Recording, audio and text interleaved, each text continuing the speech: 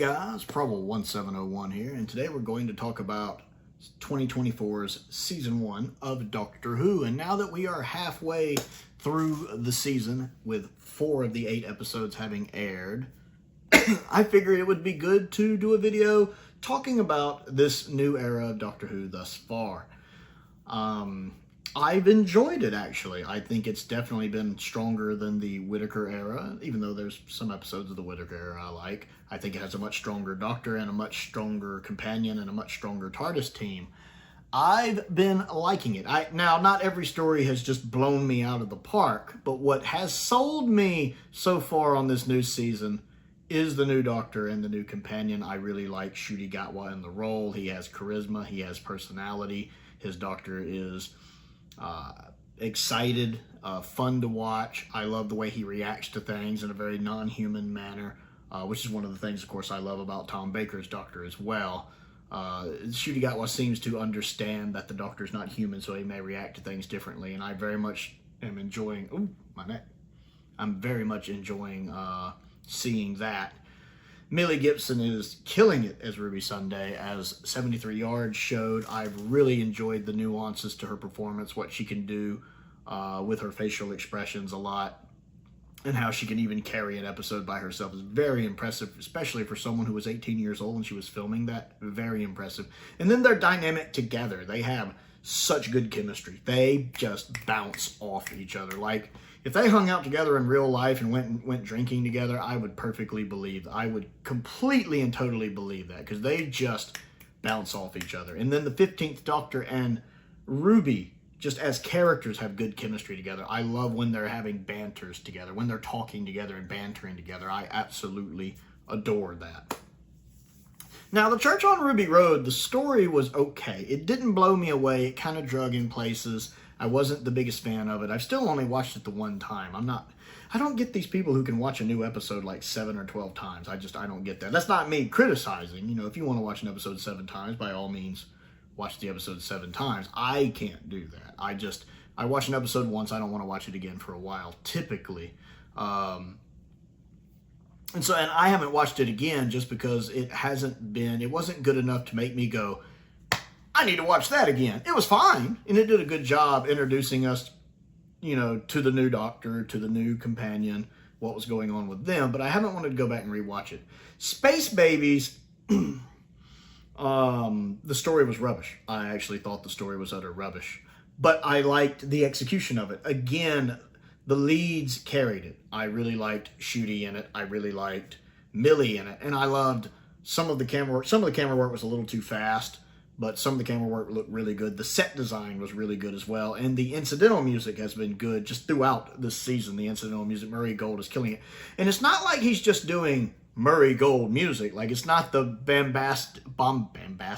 bombastic, over-the-top music like he's done sometimes in the past. It does have a different flavor to it, which I like, while still being really good to the episodes. So the execution of the story makes me enjoy Space Babies, even if I think the story is rubbish and has, you know, the fart joke, the diaper jokes, the boogeyman being made out of actual boogies. I talked about it in the review. There's a lot of eye-rolling things in that episode for me. And again, I haven't gone back and rewatched it. I just haven't wanted to. But then we roll into episode 2, and the season really picks up for me from a story standpoint. I really liked The Devil's Cord. That was the first episode of this new era that I just thoroughly enjoyed. I love Jinx's performance as Maestro.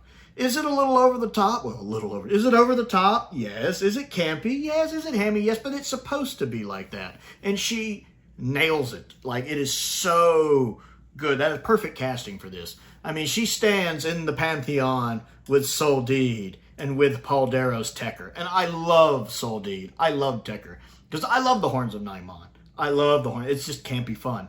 I enjoy Time Lash, especially with the updated effects, but just in general, I like Time Lash. It's fun. It's fun. And Paul Darrow's great in it. And so this kind of has that going for it, where it has this over-the-top villain that I am loving, because they commit to it 100%, and they nail it. They just nail it. And then I enjoyed the story. Listening to the songs, the Beatles singing about their dogs is hilarious.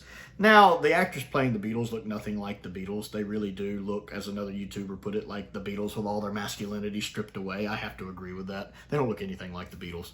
And that is a little bothersome. But I enjoy the story. It gets a little convoluted at times. Like, convoluted is not the right word.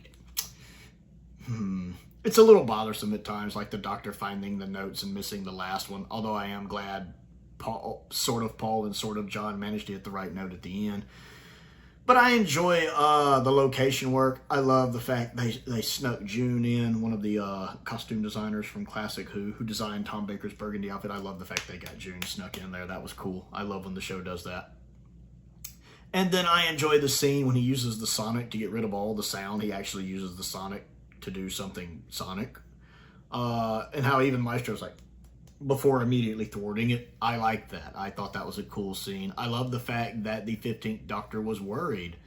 Because and people are like, well, why is this Doctor scared so much? He's fighting a literal god. I mean, it's not the first time he's fought literal gods, to be fair. So, and if the 7th Doctor was there, this might have been a whole nother story, because we know how Chess Master McCoy is.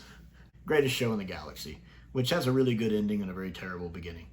But I like the Devil's Cord. I enjoyed the tease for what is to come. I enjoyed the episode itself. I love the filming and the cinematography for this season has been really good.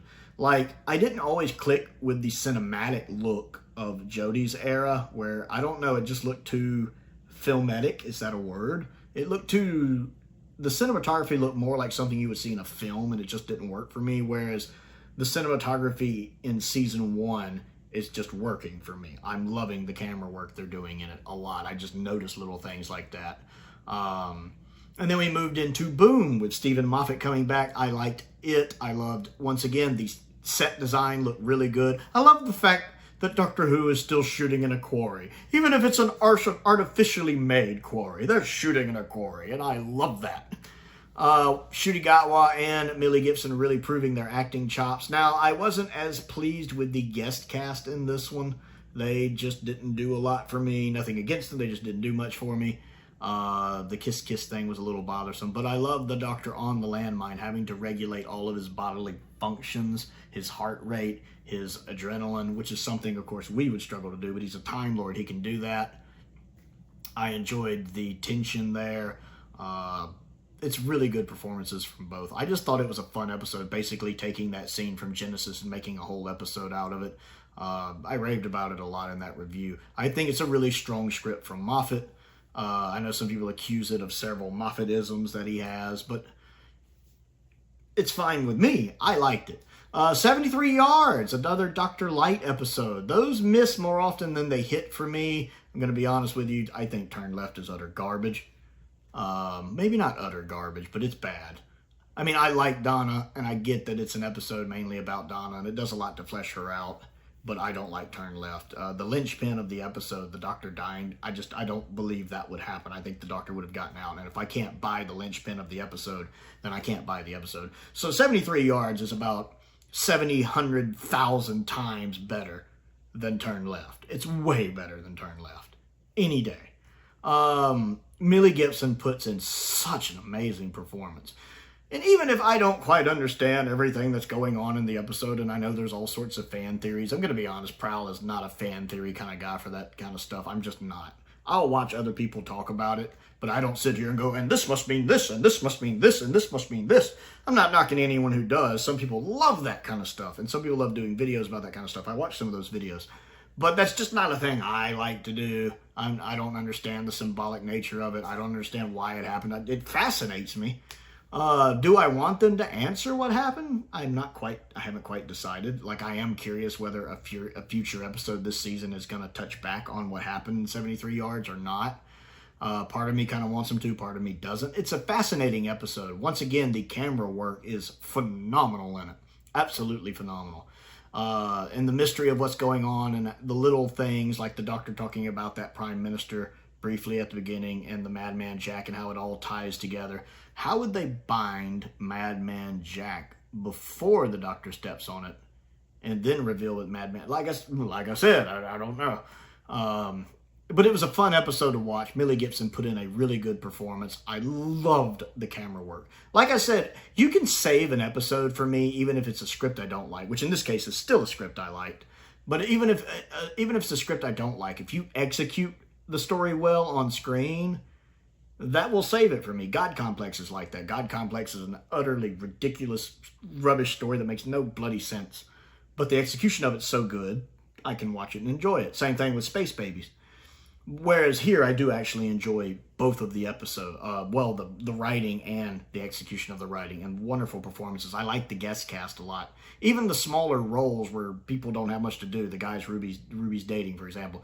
And I don't feel like any of the guest cast are bad or off-putting. They all do their roles, whether they be big or small, really well. My hat's off to the woman that plays Ruby's adopted mom.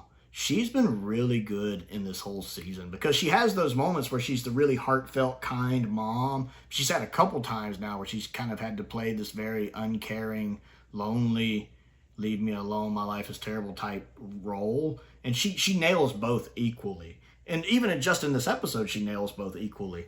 I don't like everything in it. Like, I don't like Kate showing up and then turning her back. I don't like Kate Stewart being like, no, disengage, we're out. I don't know why that rubs me the wrong way, but it really does. But I mean, if her own adopted mother will not only turn away from her, but be like, even your own mother didn't want you. I guess I could see Kate doing that too. I will admit, I do wonder what the heck made everybody turn away. Because it doesn't seem like old Ruby was saying anything negative. So I don't quite understand why their reaction is the way their reaction is. I will admit, I don't quite get that.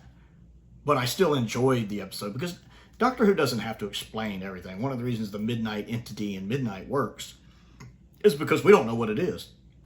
We literally don't even have a name for it. We just call it the Midnight Entity. We don't know what it is. We don't know its source. We don't know if it lived. We don't know if it died. We know nothing. That's one of the reasons Midnight works. Imagine... Like, Blink is a phenomenal episode, but imagine how much more phenomenal it would be if we'd never gotten the Weeping Angels back and they'd just been in Blink. Or maybe if they'd come back in Flesh and Stone and that's it, because I do love them in the Flesh and Stone two-parter. But they've been a little watered down since, which can retroactively affect Blink, I think, in some people's eyes. Not mine. I love Blink. Blink's fantastic. Best Dr. Light episode we've ever had. But this one's really good. It works really well with a strong actress carrying the episode in the companion role. I really like Millie Gibson. I think she could really go places if she chooses to.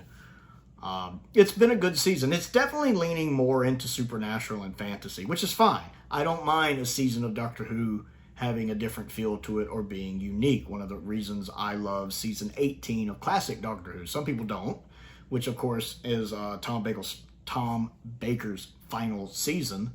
I love season 18. I don't think it's Tom Baker's best season, but I do love season 18. And it has a very unique feel to it. There's no other season in classic Doctor Who that feels like season 18.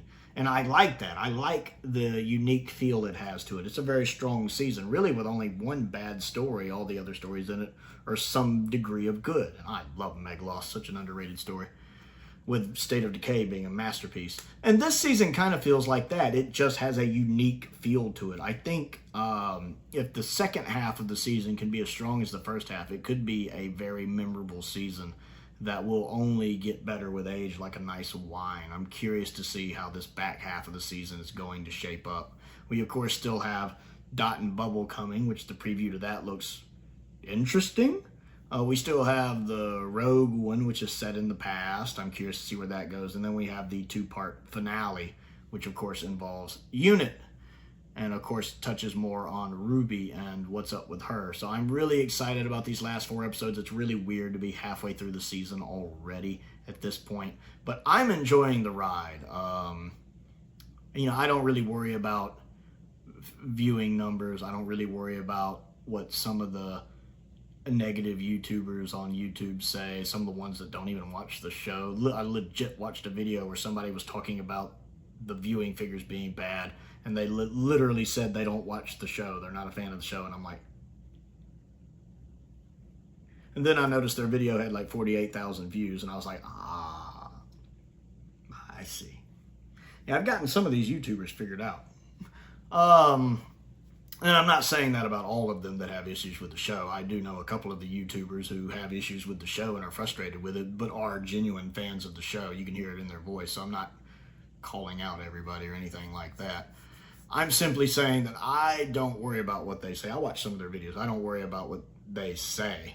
I simply go by my own opinion. Just like I wouldn't ask any of you to be influenced by what I say if you disagree with me. Most of you know I don't mind if people disagree with me. That's perfectly fine. You should make up your own mind. Matter of fact, that's the one thing I encourage people to do, if anything, is not to be influenced by what people say on the internet about an era of Doctor Who, or about an episode of Doctor Who, or about a doctor. Watch it yourself and make up your own mind, because only your own mind can make up your own opinion of the show, really. So watch it yourself, form your own opinion, and don't give a toss about what anybody else says, quite honestly.